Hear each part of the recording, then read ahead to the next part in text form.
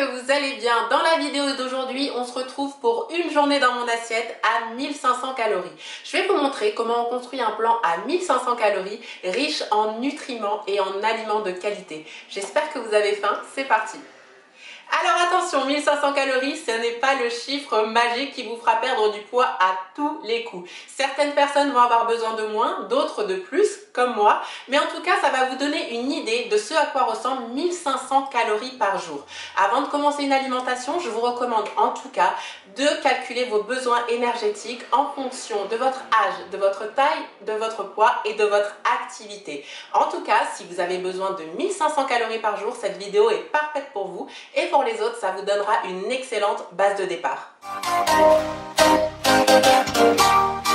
Donc cette journée à 1500 calories va se dérouler en 4 repas et on va commencer par le classique petit déjeuner. Donc premièrement, on va commencer par les protéines que vous allez manger au petit déjeuner. Même si vous avez pour un objectif de perte de poids, c'est important de toujours conserver les protéines afin de conserver sa masse musculaire et de ne pas maigrir flasque. Donc moi ce que je vous propose au petit déjeuner, c'est de manger des œufs. Attention, pas tous les œufs en entier. Vous allez consommer 4 blancs d'œufs et un œuf entier. C'est-à-dire que sur 4 œufs, vous allez enlever le jaune et uniquement conserver le dernier en entier. Pourquoi ? Parce qu'en fait, le blanc d'œuf, c'est de la protéine quasiment pure et le jaune, c'est du bon gras. C'est du bon gras, mais ça reste du gras. Donc, moi, ce que je fais le matin, c'est que je les mange au plat. Je fais 4 œufs au plat où je garde uniquement le blanc et un œuf entier. Ça, c'est ma manière de faire. Maintenant, si vous voulez les manger durs ou le tout en omelette, ça, libre à vous. Ensuite, on part sur un porridge. 50 g d'avoine. Moi, je préfère prendre de l'avoine instantanée, ça va plus vite, mais ça, c'est une question de goût. Donc voilà, pas du son d'avoine, de l'avoine. 50 g, c'est l'équivalent de 5 cuillères à soupe si vous n'avez pas de balance alimentaire. Avec mon porridge, j'ajoute 100 g de framboises, de fruits rouges, ou un fruit à indice glycémique bas, c'est mieux. Voilà, donc là, ça fait environ 40 framboises à titre indicatif. Et je vais ajouter à ça 15 g d'amandes. Ici, ça revient à 13 amandes. Encore une fois, ça concerne les personnes qui n'ont pas de balance alimentaire. Je sucre le tout avec de la stevia. C'est un édulcorant naturel et il y a 0 calories. Je vous déconseille, si vous avez pour objectif de perte de poids, d'ajouter du sucre roux, même du sucre non raffiné de manière générale, du sirop d'agave ou du miel. Certes, ce sont des bons sucres, mais ça reste du sucre. Si vraiment votre objectif est la perte de poids, privilégiez la stevia. Donc, après le petit déjeuner, on passe au déjeuner, en général 3-4 heures après. Comme pour le petit déjeuner, il va s'articuler autour de plusieurs éléments, les protéines, les glucides avec les féculents, les fibres avec les légumes et une source de bons gras.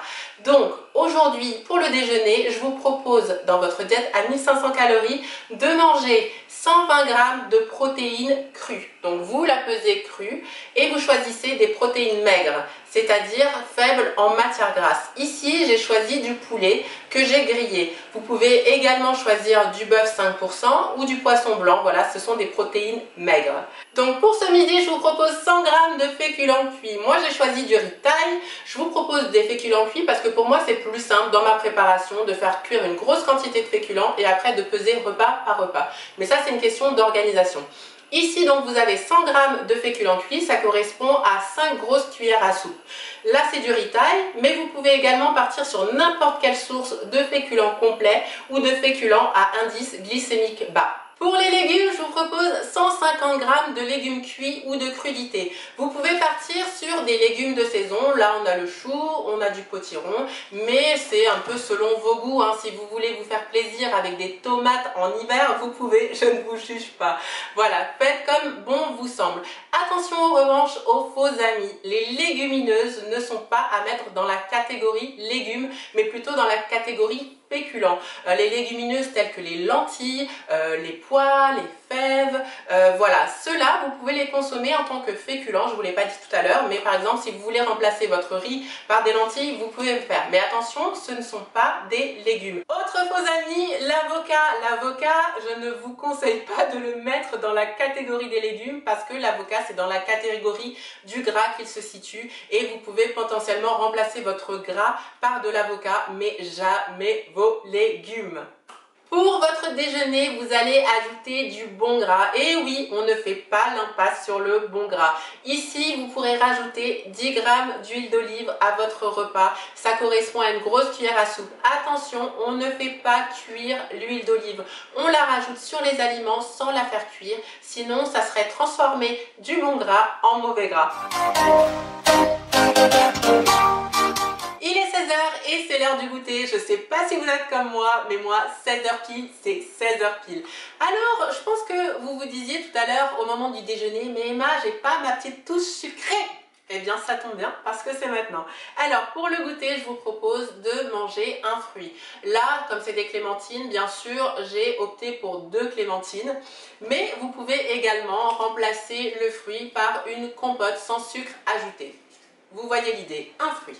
Avec votre fruit, vous pouvez ajouter 15 g d'amandes d'oléagineux. Voilà, donc ça peut être des amandes, ça peut être des noix de cajou, ce qui vous fera plaisir. En tout cas, voilà, 15 g. Ici, comme je vous l'ai dit tout à l'heure, ça correspond environ à 13 amandes. Ça peut être sous forme d'amandes, comme ça, de fruits, mais ça peut être également sous forme de beurre. Donc 15 g, voilà, ça correspond à 2 petites cuillères à café.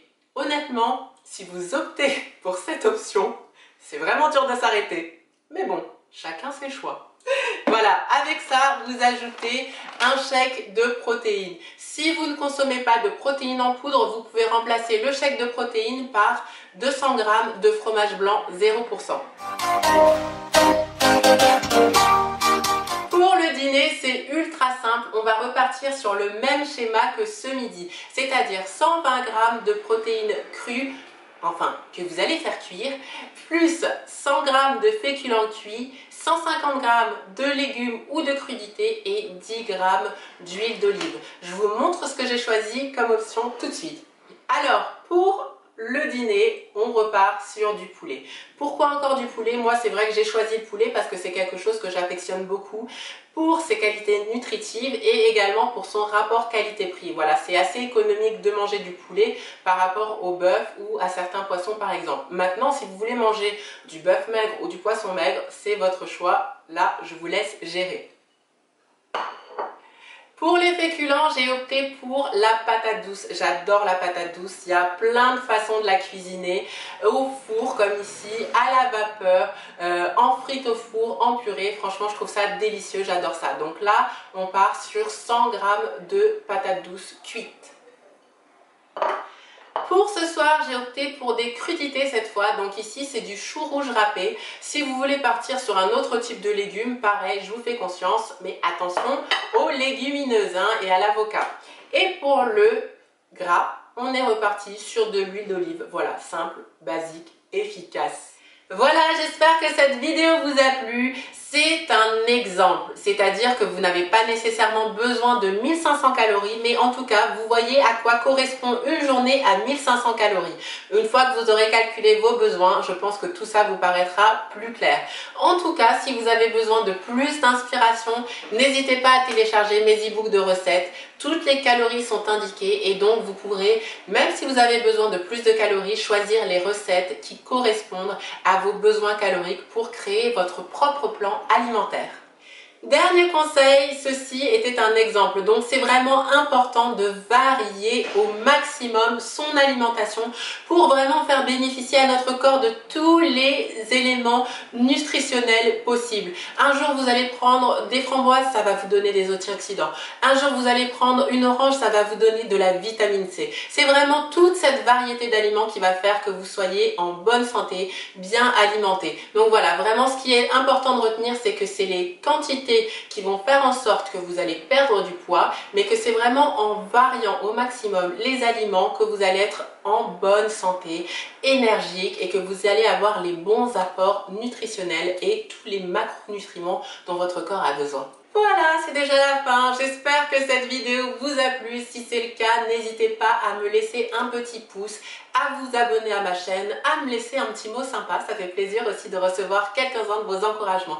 En tout cas, si vous souhaitez voir encore ce type de vidéo, peut-être avec plus de calories, des calories plus adaptées à vos besoins, n'hésitez pas à me le dire et je pourrais pourquoi pas faire d'autres vidéos, une journée dans mon assiette avec plus ou moins de calories.